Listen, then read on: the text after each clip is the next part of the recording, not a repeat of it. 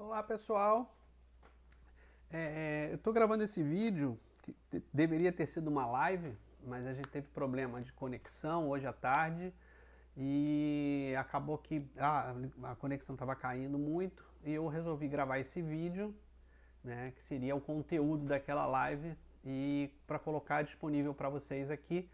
E o tema dessa live, né, que seria desse vídeo, é justamente as novidades, né, que estão surgindo dia a dia aí. Eu queria atualizar vocês das informações, coisas que andaram, coisas que não andaram e o que a gente pode fazer para essas coisas andarem.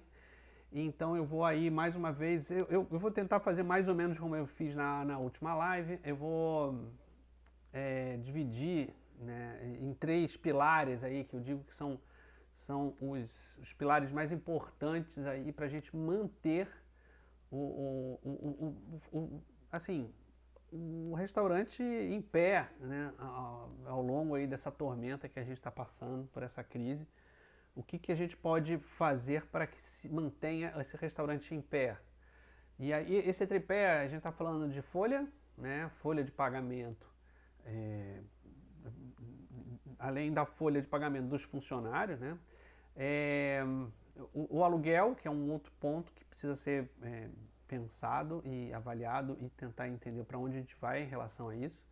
E o terceiro ponto são os impostos, né, o que está acontecendo em relação a esses três pilares aí. E acho que talvez o principal, a informação que mais andou nesse momento foi a questão trabalhista, né, a questão aí da folha de pagamento, por conta dessa nova MP que saiu. Hoje é quinta-feira, né, essa MP saiu ontem, foi anunciada ao vivo aí pelos ministros aí. E é uma MP que, embora não vá salvar, né, os restaurantes, assim, não tem a força grandiosa, mas já é algo, já é um primeiro passo aí para a gente, no mínimo, conseguir manter os nossos funcionários, né, os nossos funcionários, nossa equipe, nosso time, que é o coração de qualquer negócio, é o coração de um restaurante. Então essa MP foi importante, embora o próprio mercado, a gente entenda que vai precisar ter aditivos, né? Vai precisar de aditivos porque do jeito que só dessa forma talvez a gente não consiga segurar nossa equipe, enfim. Mas para o momento eu acho que é o que temos de melhor aí. Eu acho que a gente tem que entender o passo a passo dessa MP.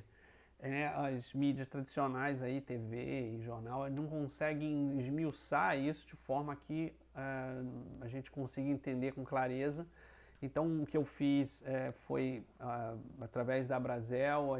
Eu venho acompanhando na Associação Brasileira de Restaurantes, tentando entender profundamente como isso vai se dar. É claro que eu também ainda não tenho todas as informações, mas é algo que eu consigo passar aqui de certa forma mais detalhada, a ponto de vocês tentarem entender como vai ser, como vai funcionar essa MP. Bom, então, a exemplo, essa lei ela veio mais ou menos como foi feita nos Estados Unidos, né? O primeiro pacote do Trump lá, ele diz respeito justamente à cobertura de folha. Então eles vão deixar como se fosse uma cama para proteger os empregados e por sua vez as empresas, né, que não vão fechar porque vão continuar mantendo seus empregados, as famílias dos empregados. Então essa lei ela é mais ou menos semelhante, essa MP ela é mais ou menos semelhante do que aconteceu nos Estados Unidos. Nos Estados Unidos tem coisas além que eu acho que a gente deve solicitar, né? Deve ser um pleito legítimo nosso agora, de buscar novas soluções além da trabalhista. Então, assim, lá nos Estados Unidos existe um fundo, um fundo para as empresas, uma linha de crédito a fundo perdido, que eles chamam, né, que é quase que se fosse uma doação. Aqui a gente não tem isso ainda, não sei para onde a gente vai em relação a isso, né? Para pagamento de contas básicas, luz, água, gás, enfim, são contas que deveriam ser pagas e que não estão sendo pagas e que vão precisar ir de um fundo também. Mas, então, o que a gente tem hoje é a MP 936, ela vai abraçar aí praticamente todas as empresas, né? Só que ela se divide, né, em dois conjuntos de empresas. Aquela que fatura até 4,8 milhões por ano, né? E uma outra forma de interpretação e de forma de lidar com ela, que são empresas assim, que faturam acima de 4,8 milhões. Eu vou me ater aqui às empresas que faturam até 4,8 milhões, que são os nossos, que é a grande maioria, e provavelmente aqui os nossos seguidores, os meus clientes, enfim, são empresas micro e pequenas, né, que aí, só o número de mercado, 80% do nosso setor, do mercado de gastronomia, 80% do mercado faturam menos de 20 mil reais por mês. Então é com elas que eu estou falando, é com elas que a gente tem que lidar agora. Quem fatura mais de 4,8 milhões, aí tem outras formas de lidar com isso, né? Tem mais proteções, tem mais colchões, né, para se segurar nesse momento. A gente está falando mais dessa parte mais vulnerável dos restaurantes, que são essa grande maioria. Então vou me ater a essa lei, né, essa categoria aí das empresas que faturam até 4,8 milhões. Para essas empresas, existem duas formas de lidar com essa MP. Uma é fazendo a redução de carga horária dos trabalhadores e a outra forma é a suspensão do trabalho dos trabalhadores. Nas duas linhas, o governo vai cobrir parte do salário que for que o empregador não vai pagar. E aí eu estou dizendo, vamos separar. Primeiro eu vou falar um pouco sobre redução. As reduções, elas podem ser feitas de três formas. A de 25%, quer dizer, reduzir 25% do tempo de trabalho daquele seu trabalhador, 50% e 70%. E, consequentemente, o empregador vai pagar 25% a menos de salário, 50% a menos de salário e 70% a menos de salário. O que falta para completar esses salários vão ser pagos pelo governo através do seguro-desemprego. Então vamos usar o nosso exemplo aqui de um empregado que ganha 3 mil reais, tá? E ele vai ter aí uma redução de carga horária de 70%. Então, ele vai continuar trabalhando 30% do tempo dele. Esses 30% que ele vai continuar trabalhando serão pagos pelo empregador. Tá? Então, nesse caso aqui, no nosso exemplo, o empregador paga 900 reais para o empregado e os outros 70% que vai estar em casa, que não trabalhando, vai ser bancado pelo governo. Porém, e aqui é algo muito importante que está dando muita confusão, esse 70% não é sobre o salário dele. Esse 70% pago aqui pelo governo é sobre o valor do seguro-desemprego, que, se não me engano, hoje é R$ 1.813 no teto. Então, o governo vai pagar 70% sobre 1.813, não sobre os 3 mil que ele ganha normalmente. Então, veja que aqui o empregado vai ter uma redução de salário. É claro que é muito melhor do que ele não ganhar nada, né, do que ele ser demitido, não é melhor do que aquela primeira proposta louca que existiu aí do governo, dele ficar em casa sem ganhar nada. Então, sim, isso já é um grande passo. Mas ainda que o empregado vai ganhar menos do que ele ganharia. Mas também ele vai ter, de certa forma, a redução vai ter o emprego dele garantido para quando tudo isso acabar. E nesse caso, desse trabalhador que ganhava R$ 3.000, ele vai ganhar, a partir desse momento, né, que ele tiver a redução de trabalho, ele vai ganhar aí, somando os 900 pagos pelo empregador, mais os 1.269, ele vai receber um valor de 2.169,12.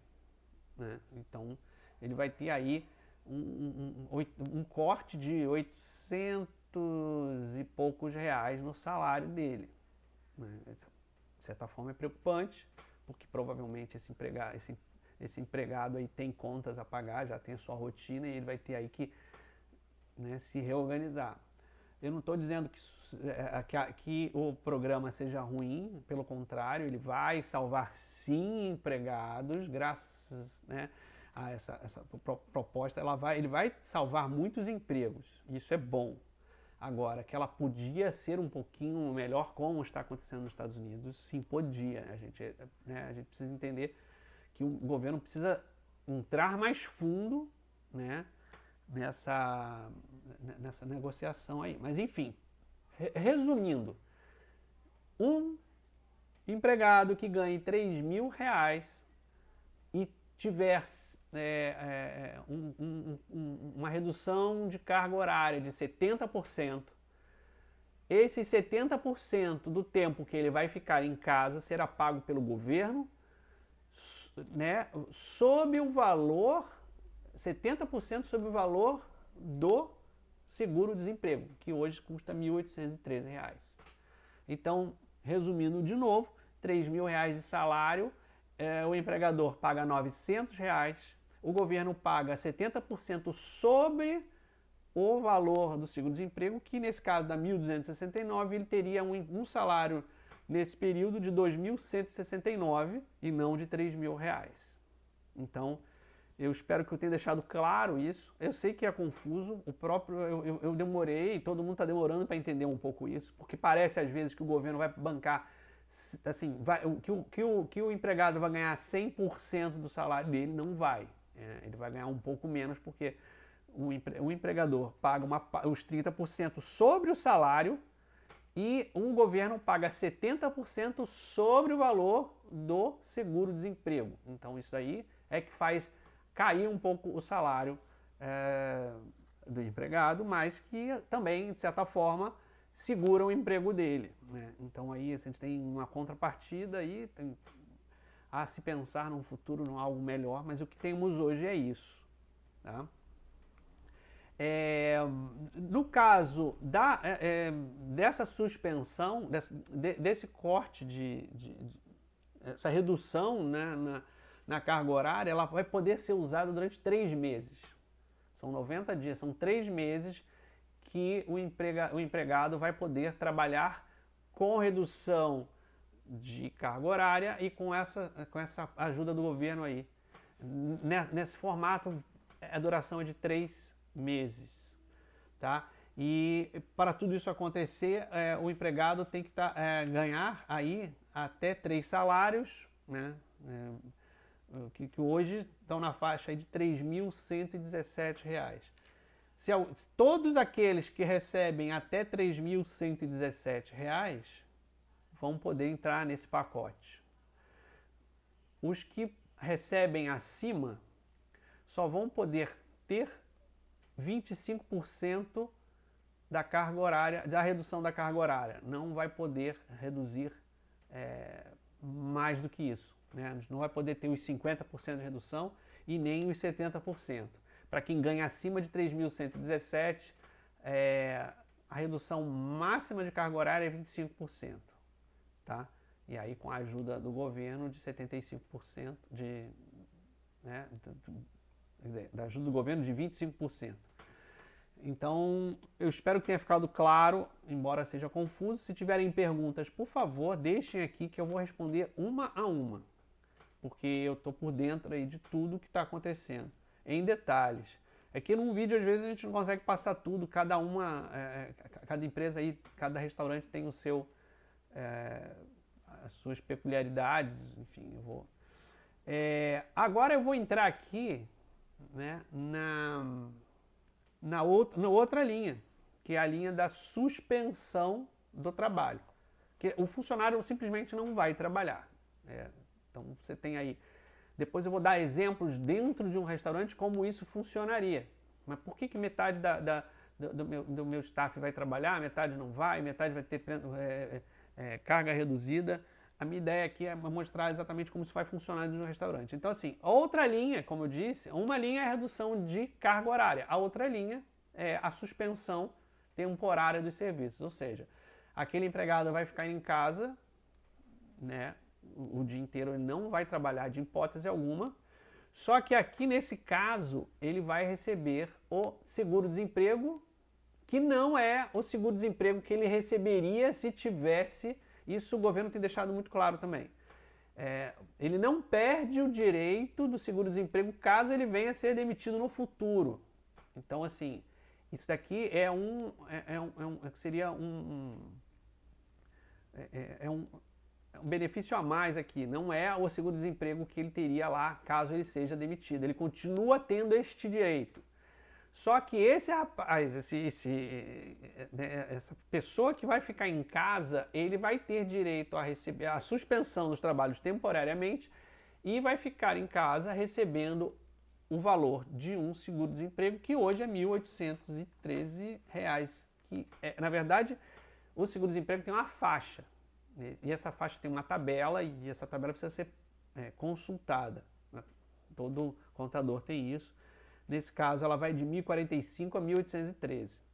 Mas aí vai saber, cada empregado vai estar ali numa faixa. Então, se ele está na faixa dos 1.813, ele vai receber R$ 1.813 estando em casa, por mais que ele receba 3.000, tá? Ele pode receber 3.000, só que se tiver a suspensão dos trabalhos dele, ele vai receber 1.813.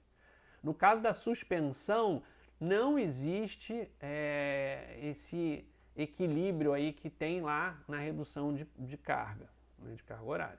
Aqui a forma de pensar é diferente. Na suspensão, ele fica em casa e recebe 1.813. No caso.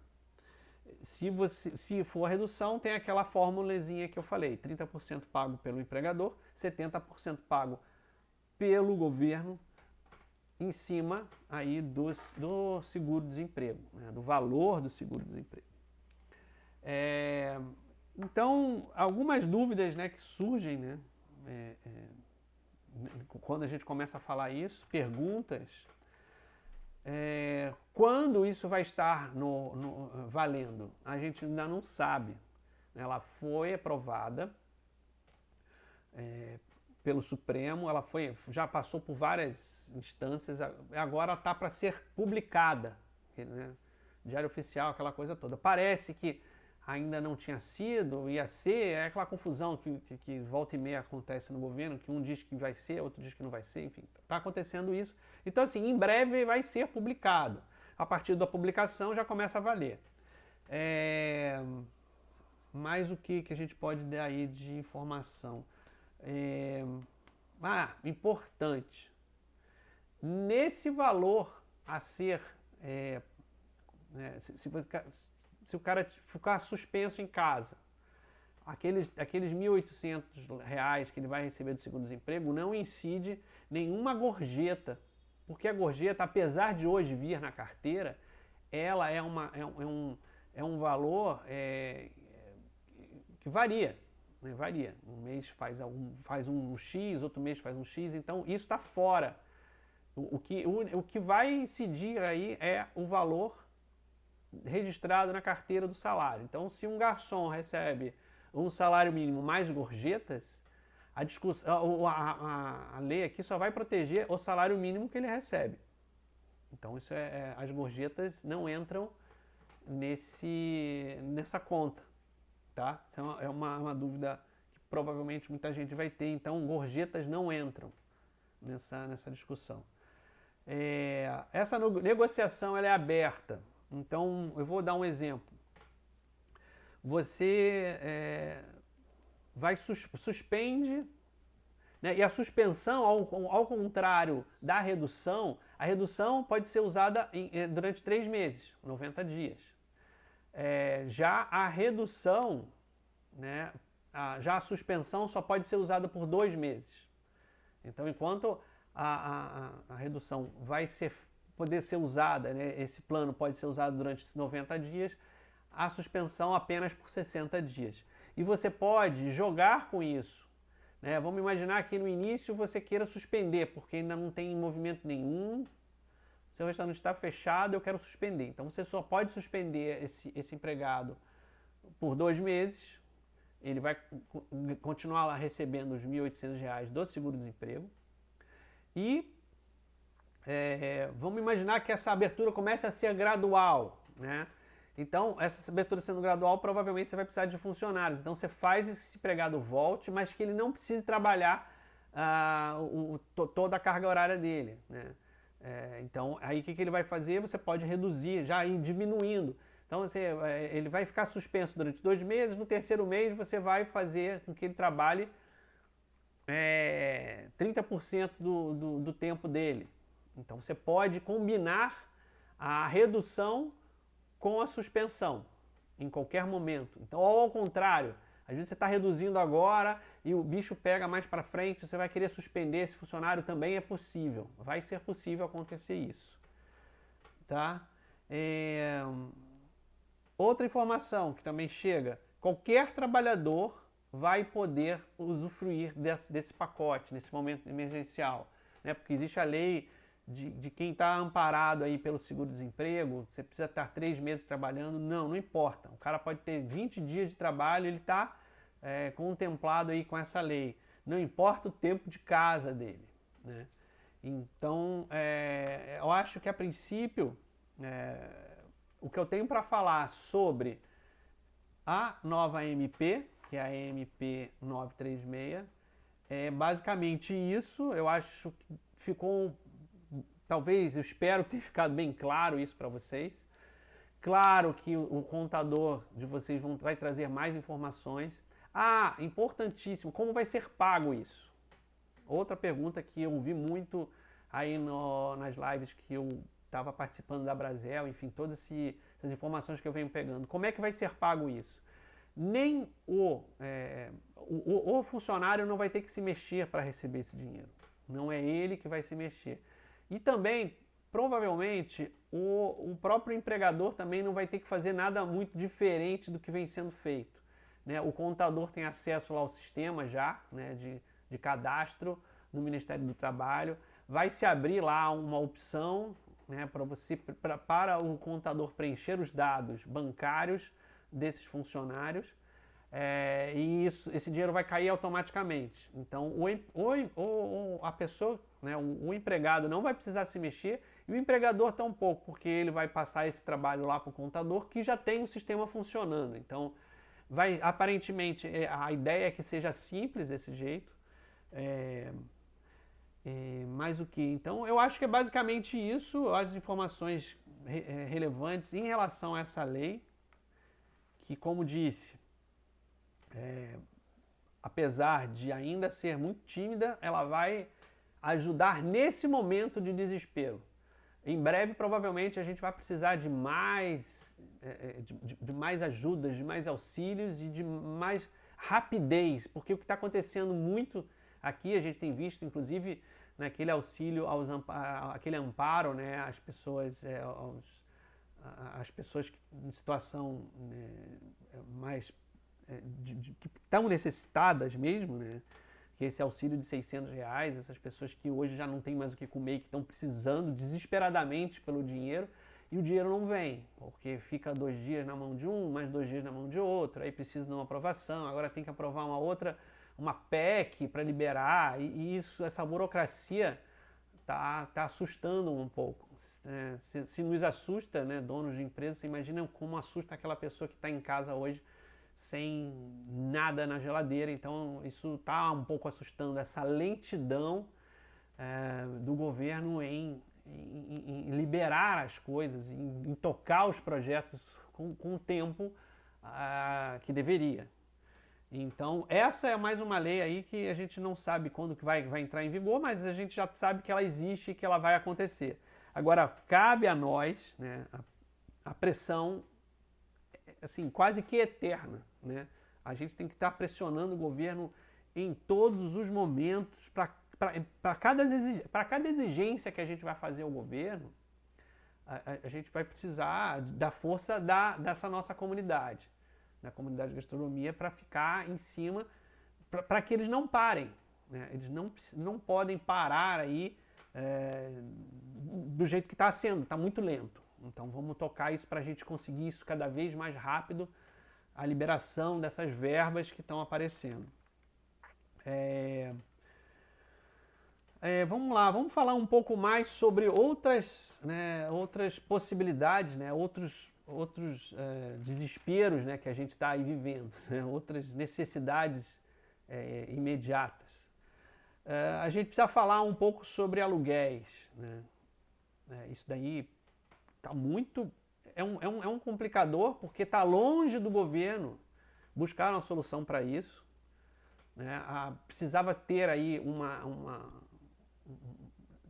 um acordo com donos de imóveis e imobiliárias e corretores e essas fundações, sindicatos, enfim, o governo precisava conversar com essas empresas, esses órgãos que regulam, né,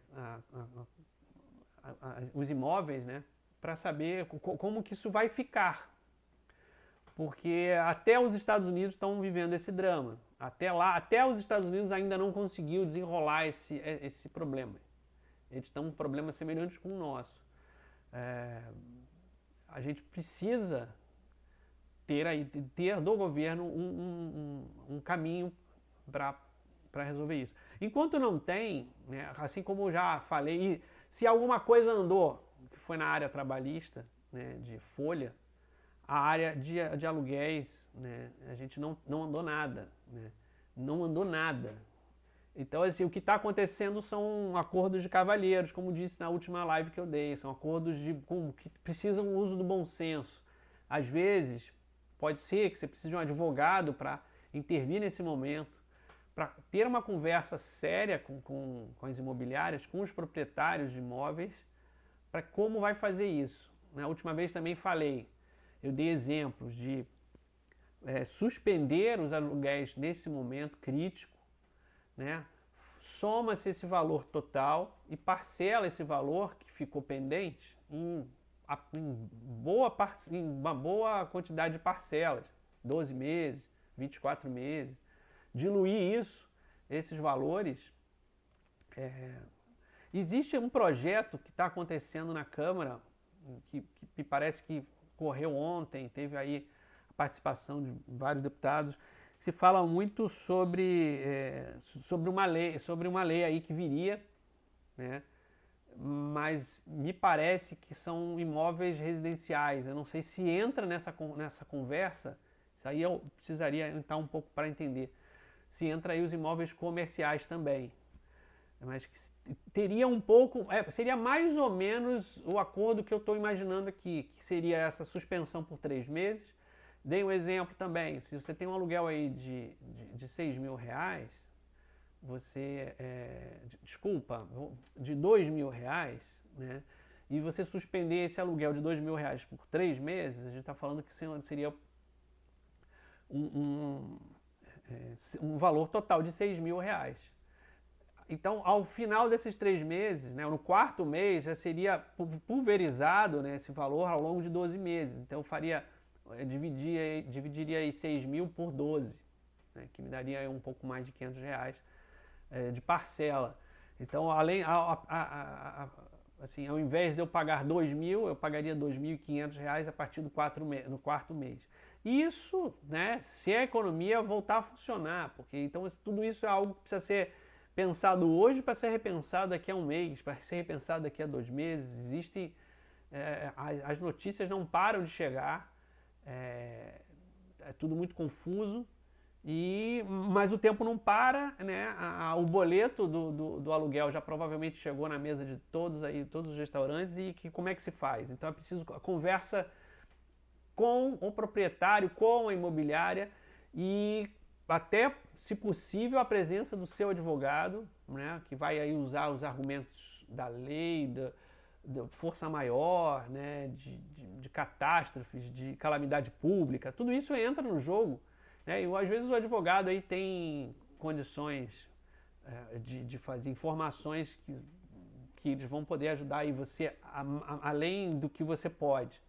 Então é importante essa conversa franca, esse papo de cavalheiros aí, que a gente chama, né, onde a gente coloca acordos que não estão na lei, mas que precisam ser discutidos, e colocam também um bom senso na mesa, né, para discutir isso, porque se existe uma verdade é a seguinte: o proprietário do imóvel, qual é a ideia dele? Ele vai querer perder você como locatário? Assim, se ele te perde como locatário, daqui para frente ele vai ter que começar a procurar outro. Ele vai encontrar outro, alguém que alugue a loja dele, nessas condições que a gente vive hoje. Então, assim, é preciso... ele também vai precisar pensar sobre isso. É melhor que ele mantenha você no lugar, né, e vocês discutam aí um plano, né, que seja justo, do que perder agora uma pessoa que já está, às vezes, há 2, 3 anos naquele ponto, e que ele já tem o teu cadastro, já sabe que você é um bom pagador. Ele não vai encontrar ninguém para colocar no seu lugar. Então essa é a verdade que precisa ser dita. E isso é a seu favor. E isso é bom. Então essa é outra dica, conversa através, ou se você puder e tiver argumentos aí, como eu já estou te dando esses argumentos, é um argumento. Se você precisar de um advogado, talvez nesse momento seja importante. Tá? Outro assunto, né, que eu acho que é importante colocar também, aqui, assim, na verdade eu falei em 3, são 3 pilares, eu acho que até tem um quarto aí. Mas o terceiro eu vou falar sobre impostos. Por enquanto também não mudou nada, eu acho que isso também não foi mexido, foi que os impostos foram transferidos. Os impostos de março, abril e maio foram transferidos para você poder pagar ele em outubro, novembro e dezembro. A princípio vai salvar, mas quando chegar outubro, novembro e dezembro, quando as coisas começarem a abrir, a respirar de novo, você vai ter que pagar 2 impostos, o de outubro e o de março. Né? Março, para quem viveu durante 15 dias, vai ter uma carga aí, de certa forma, alta de impostos. Para você que está fazendo delivery e que está colocando dinheiro no bolso, está, de certa forma, computando esses impostos, eles vão vir em novembro. E como é que você vai pagar? Né? Porque também a outra verdade, quando o comércio voltar a abrir, o que vai acontecer? As pessoas vão estar retraídas. Primeiro, medo, as pessoas vão estar com medo de voltar a frequentar restaurantes, então isso vai demorar para que as pessoas voltem a ter a confiança de que os lugares estão limpos, livres, né, do vírus e tudo. E assim, outra coisa é a situação financeira. Né? Aqueles seus clientes que iam na sua loja e iam no seu restaurante, talvez eles não tenham ainda verba para ficar comendo, né, se alimentando na rua. Então a gente tem esse problema na volta, que a gente vai ter de talvez uma inconsistência aí durante um bom tempo. E aí como é que você vai pagar isso, esse imposto duplicado? Né? Eu vou pagar o imposto de março e de outubro, em novembro eu vou pagar o de abril e de novembro, eu vou juntar 2 impostos com uma casa que não está rodando ainda muito bem. Então assim, a gente vai ter esse problema aí, é algo que eu acho que precisa ser cobrado do governo também, é outra pressão que a gente precisa fazer de fazer de acabar com esses impostos, né? Simplesmente não cobrá-los. Eu vinha falando isso já nos outros encontros, a gente precisa da suspensão definitiva dos impostos de março, abril e maio. Eu acho que é o mínimo aí que o governo pode fazer para a gente não acumular impostos lá na frente. E por último, eu acho que isso também é importantíssimo, é o que também não está se falando ainda, né? Ainda está muito longe de chegar num acordo, são os créditos para capital de giro. né? O capital de giro é algo que você vai precisar ter quando voltar, né? Você vai precisar voltar a comprar insumos, você vai precisar voltar a ter que pagar as contas básicas, você vai voltar a ligar a luz, o ar-condicionado, a conta vai voltar a ficar alta. Sem capital de giro, como é que você vai segurar isso? Vamos imaginar que você conseguiu cobrir ali os teus funcionários, você conseguiu dialogar com o teu proprietário do teu imóvel, você vai conseguir pagar o teu... Mas as outras coisas que precisam continuar faltando? Né? Como é que você vai pagar? Como é que você vai botar insumos no teu estoque? Então, para isso, isso já é claro nos Estados Unidos que eles já estão recebendo esse crédito. Lá o crédito sem retorno, é quase que uma doação, não existe, eles chamam de fundo perdido, né, que é um crédito que eles vai receber e não vai precisar pagar. Isso já está acontecendo nos Estados Unidos. E olha que eles estão lá ainda, apesar de estar recebendo isso, os próprios donos dos Estados Unidos estão dizendo que apesar disso tudo, do crédito e do pagamento dos funcionários, eles não vão conseguir manter, muitas lojas vão fechar, né? E isso aí eu acho que eu vou deixar aí para o último momento aqui do vídeo, falar um pouco sobre os pequenos negócios que são os mais preocupantes, né? Os negócios do bairro, enfim. A gente tem aí a necessidade de fazer essa exigência do governo para buscar esse crédito, né? Que se não for a fundo perdido, né, praticamente deveria ser uma doação do governo para a gente segurar nosso capital de giro, que seja a juros baixíssimos, né, que seja juros baixíssimos e com um tempo muito grande para pagamento, né, de prazo de pagamentos estendidos, carência. Precisa de uma carência para primeiro pagamento, você não pode pegar agora e já pagar no mês seguinte. Então, assim, tem algumas coisas que precisam ser conversadas. Aqui eu estou clamando isso para toda a nossa comunidade, de fazer essas exigências ao governo do crédito para microempresário. Né? O crédito, porque esse crédito ele não pode ser vinculado, né, aquela aprovação de crédito. Isso não existe, né? O microempresário está endividado. Boa parte dos microempresários já tem dívidas, né? Vai mexer lá na vida do cara, vai ver que tem boletos parados e problemas, né, em relação a coisas que ainda não foram pagas. Assim, vamos negar o crédito para esse cara. E aí? Então, assim, esse crédito precisa ser de uma outra forma. Né? Esse crédito tem que vir para qualquer um, não importando o passado dessa pessoa, porque se ele já deve hoje, ele está fadado a fechar, se você não der crédito de novo para ele. Ele precisa de crédito nesse momento para fazer o negócio voltar a girar e ele manter os empregos e os empregos manterem os funcionários que vão manter as suas famílias, e isso gira numa roda que é assim. Né? Então os bancos vão ter que abrir as mãos. Isso daí tá feio, tá muito feio. Os bancos estão se mostrando de uma mesquinhez absurda, né? Não tem nenhum órgão que venha aqui e fale assim, que o banco está fazendo alguma coisa. Então, assim, se tem um governo por uma ponta que pode dar o seu crédito, dar dinheiro público para o negócio, o banco tem que abrir mão de juros. O banco vira, tem quase um objeto de agiotagem absurda nesse momento, em que, assim, eu vejo, está rolando uma campanha agora no ar para os bancos terem planos. Se os bancos não podem terem planos por si só, por si mesmos, é preciso que o governo interfira aí. Né? O governo vai lá, quando o banco precisa de ajuda, bota trilhões e trilhões. Quando é uma contrapartida, não existe isso. Né? Não existe hoje crédito no mercado. Eles fazem, os bancos privados, estou falando mais aí de bancos privados, fazem campanhas dizendo: venha, que a gente tem crédito, você vai chegar lá. Eles vão revirar a tua vida, vão ver que você tem um boleto atrasado no ano passado, vão dizer que você não pode, e se puder, os juros estão mais altos do que antes.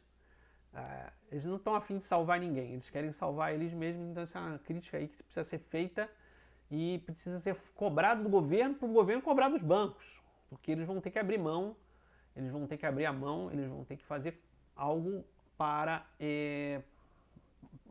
o mercado, que senão vai todo mundo falir, enfim, e só os bancos vão estar aí fazendo lá na crista da onda. Isso está errado. Então, assim, essa pressão, agora, nossos deveres de casa clamar o governo por decisões relativas a aluguel.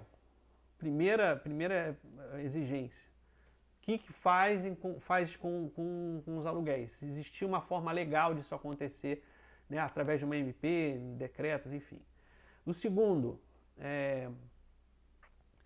crédito. Crédito com juros, se não zero, se não o crédito a ser quase que doação, créditos que sejam com juros baixíssimos e a longo prazo, e que os bancos privados entrem nessa aí sem querer ganhar dinheiro nesse momento, que o seu comércio não ganha dinheiro.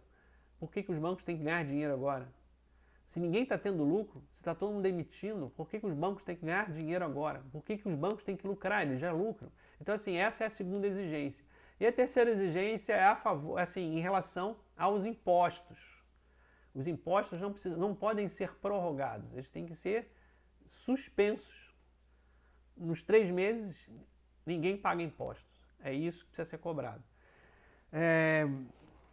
A gente está vendo aí, né, que a maioria de nós, assim, eu acho que todo mundo que me assiste são pequeno e microempresário de pequenos restaurantes, bares, enfim. A gente está prestes a ver apenas a sobrevivência das grandes redes.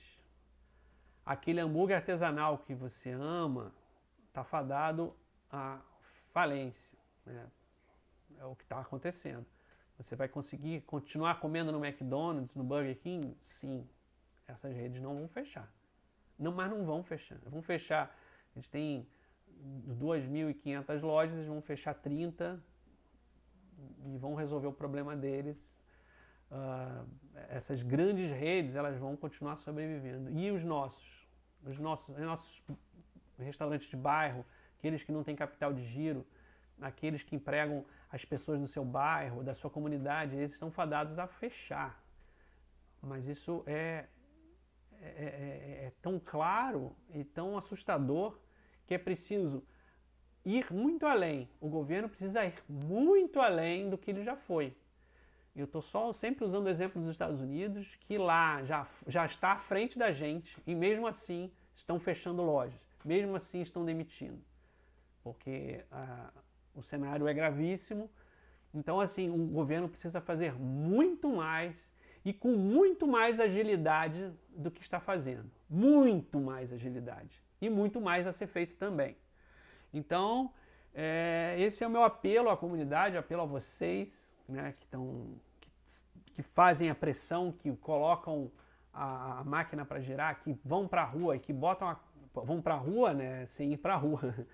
A gente vai para a rua sem sair de casa, mas que estão ali fazendo postagens, fazendo pressão, campanhas, né, para pedir ao governo esses auxílios. Então, assim, que a gente continue fazendo essa pressão, essa roda precisa continuar girando. Então, isso acho que eu tenho hoje aí para falar para vocês, né? O primeiro grande passo aí em relação à lei trabalhista de salário já fui, acho que desde a última minha live, acho que é o que de fato andou até aqui. Um outro aspecto que precisa ser cobrado: aluguel, impostos e crédito. Então é isso que eu tenho para hoje. A gente segue falando, compartilha esse vídeo, pelo amor de Deus, faça com que esse vídeo chegue a mais pessoas possíveis, pessoas que tenham restaurantes e que precisam saber dessa mobilização, de que precisa saber dessas informações. É preciso informações que cheguem claras aos ouvidos dos pequenos empresários para eles poderem já começarem a agir. Compartilhem, ao máximo possível. É isso, pessoal, a gente vai seguindo. Mandem perguntas, eu estou aqui para responder todas e vamos em frente. Um abraço e até a próxima. Tchau, tchau.